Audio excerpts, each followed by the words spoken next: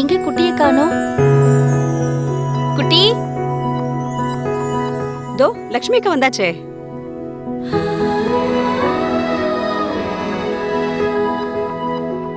பாத்தியா பிரதிபா, லக்ஷ்மி எவ்வளவு அழகா இருக்கன்னு. கொலு மேடல தூக்கி வச்சா லக்ஷ்மி விக்கிரகம்னு எல்லாரும் கையெடுத்து கும்பிடுவாங்க. யாராவது கேட்டாங்களா உங்ககிட்ட? இப்போ எதுக்கு இப்போ தேவையில்லாம பேசுறீங்க? ஏன் பக்கத்துல நின்னுக்கிட்டு ஏன் எதிரியே புகழ்றீங்க? ஃபேண்டாஸ்டிக். இங்க புகழ்ற மாதிரி இருந்தா நான் எதுக்கு லக்ஷ்மி புகழ போறேன்? Did you say something? ஒண்ணு இல்ல. போலாமா? போங்க.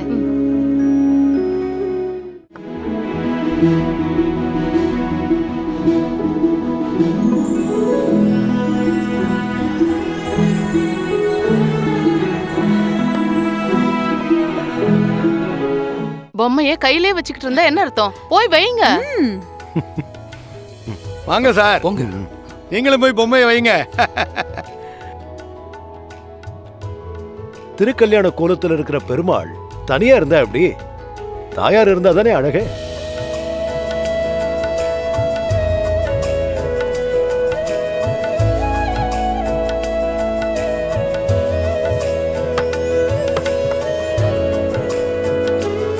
அன்னைக்கு ஒரு நாள் நான் லிஃப்ட்ல மாட்டினப்ப தக்க சமயத்துல வந்து என் உயிரை காப்பாத்தினதே இந்த தம்பி தான்.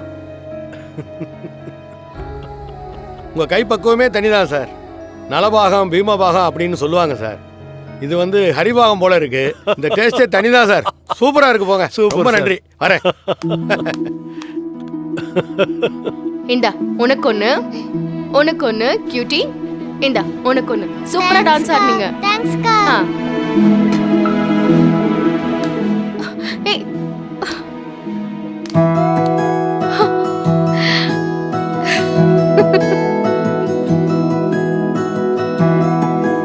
சித்தப்பா கிட்ட கேட்டு அந்த நிலத்தை யாருக்கிட்ட வித்தோன்னு தெரிஞ்சுக்கிட்டு அதை வாங்கின பாட்டிக்கிட்ட பேசி அதே இடத்த திரும்ப அம்மா பேர்லே வாங்கி அம்மாவுக்கு சர்ப்ரைஸ் கொடுக்க போறேன்.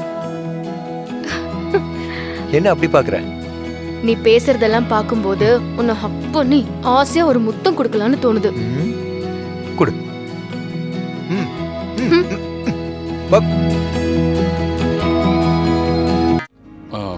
நான் கிளம்புறேன். நீ வரியா? இல்லங்க, கொஞ்ச நேரம் பேசிட்டு வரேனே. நீங்க போங்க. அப்படியா? சரி, ஓகே, நான் கிளம்புறேன். இந்த மாதிரி சந்தோஷமா சிரிச்சு நல்ல சாப்பாடு சாப்பிட்டு மனசு நிறைஞ்சிருந்து எத்தனை வருஷம் ஆச்சு இல்ல? ஆமாமா. எல்லாம் அந்த ஹரி தம்பியால தான் நல்ல மனுஷனா இருக்காரு. தாயே ஆதி பராசக்தி அந்த மனுஷனுக்கு சீக்கிரமே ஒரு நல்லது நடக்கணும். என்னாச்சு சித்தப்பா? சந்தோஷ், மெட்ராஸ் பார்ட்டி தான் அந்த இடத்த வாங்கியிருக்காங்களாம். அவங்க பேர் கூட ஹரிகிருஷ்ணன் தான். நம்பர் 12 F4 சினேகா அபார்ட்மெண்ட், வேளச்சேரின்னு சொன்னாங்க. அது இந்த அபார்ட்மெண்ட் தானே? ஆமா. எதுக்குப்பா அந்த இடத்த பத்தி இப்ப கேக்குற? ஒன்றும் இல்லை சித்தப்பா, சும்மா தெரிஞ்சுக்கலான்னு தான் கேட்டேன், வேற ஒன்றும் இல்லை. சரிப்பா, நான் அப்படியே காலார நடந்து போயிட்டு வரேன். சரி. சரிப்பா. கீதாக்கா, உங்களுக்கு சாப்பிட ஏதாவது வேணுமா? ஃபுல்லா ஆயிடுச்சு. ஏய் என்னடா, ஏன் ஒரு மாதிரி இருக்க? இல்லை பவி, அந்த ஹரி எல்லாத்தையும் சாதாரணமா செய்யறாரா இல்லை ஏதாச்சும் திட்டம் போட்டு பர்டிகுலரா அப்படி செய்யறாரான்னு ஒரு டவுட்டு. என்னடா உளற?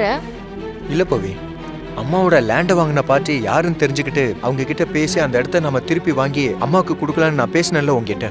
ஆமா, அதுக்கும் ஹரிசருக்கும் என்ன சம்பந்தம்? சம்பந்தம் இருக்கு பவி. அந்த லேண்டை வாங்கின பார்ட்டி வேற யாரும் இல்லை, தி கிரேட் ஷெஃப் ஹரிதான். என்னடா சொல்ற? ஹரி சாரா? அவர் எதுக்கு சென்னையில இருந்து அங்க போய் இடம் வாங்கணும்? ஷாக்கா இருக்குல்ல? எனக்கும் அதே ஷாக்கு தான். எதுக்கு அம்மா இடத்த இந்த ஆள் தேடி பிடிச்சு வாங்கணும்? சரியா கேட்டியா? ஹரி சார் தானா? வேற யாராச்சும் இருக்க போறாங்க? சித்தப்பா இப்பதான் விசாரிச்சு சொன்னாரு. பிளாட் நம்பர்ல இருந்து அபார்ட்மெண்ட் நேம் வரைக்கும் எல்லாமே கரெக்டா சொல்றாரு அவரு. அப்படின்னா ரொம்ப ஈஸியா போச்சு. நீ போய் இந்த விவரத்தை சொல்லி ஹரி சார் கிட்ட கேட்டா கொடுத்துட்டு போறாரு. நீ என்ன பவி சொல்ற? நான் எப்படி அவர்கிட்ட போய் என்னெல்லாம்? சந்தோஷ், இப்ப கௌரவம் பார்த்துட்டு இருந்தா எந்த காரியமும் நடக்காது. எதை பத்தியும் யோசிக்காம போய் அவர்கிட்ட இந்த விஷயத்த சொல்லு. அவர் கண்டிப்பா கொடுக்க சம்மதிப்பாருடா. ம்.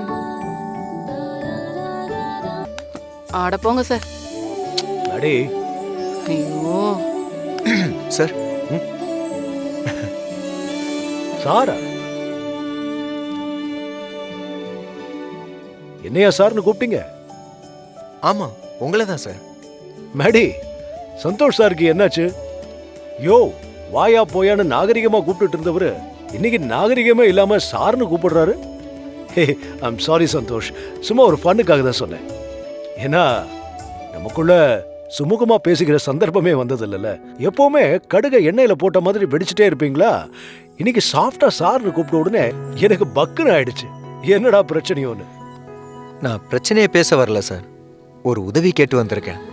என்னால முடிஞ்சா கண்டிப்பா செய்யறேன், சொல்லுங்க. எங்க அம்மாவுக்காக நான் உங்ககிட்ட ஒரு உதவி கேட்டு வந்து நிக்கிறேன்.